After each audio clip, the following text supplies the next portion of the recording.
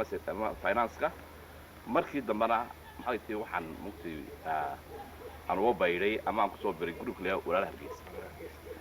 أحمد علي وحوها دتكي سوق هذا ميدكي عبد الله قرشة سدحدي تشينو سدحدين بشي نوفمبر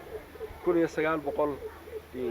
يتطبيق سجاشن كي عبد الله يوستدي لاتيكو أكتوبر كوجاي مجال لندن أحمد ما دام ومع المكتب نقول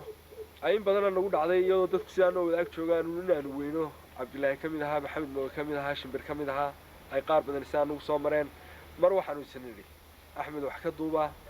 وسندي وجود بيدوري تونكي سنودي وجود بيدل كم قناة وأنا دت بدنا أرجع ما أنا جرينا يبا مرة بعد نوح عنو سنري تاريخ عبد الله والله دوبي دونه أحمد وحنا كوريستان الحانتي عبد الله هنا وحوجا هايدين قبطه يسووا نول وأنا عشان اللي يقول سنين قول ما يسبرتين عبد الله الله يرحمه الله يرحمه رحمك waxaan isbaray markaa mugtay markii suulan ka soo baxay 1900 iyo 6 waqtiyada aad falka ku soo biirteen goor ma ahayd waa isla markaa boobe isla markaa dadka laftiisa weeye intaanaan Cabdullaahi iyo noloshiisa iyo sidaas u taqaaneen ka wareysan bal hadda hees aad ka xasuusato mid kuwii walxaantiisa lahaa ee qaraamka ahaa bal hadda mid kamid ah noo qabo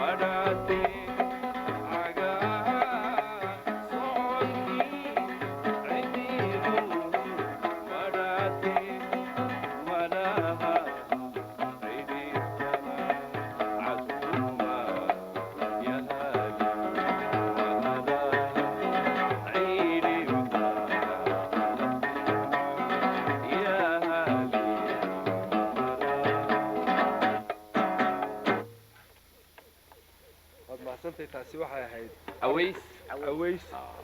erayada badankooda waxa lahaa Xuseen oo Faarax naam waxaan kala waxa lahaa Cabdullaahi odaygii abiifanka Cabdullaahi Qarshe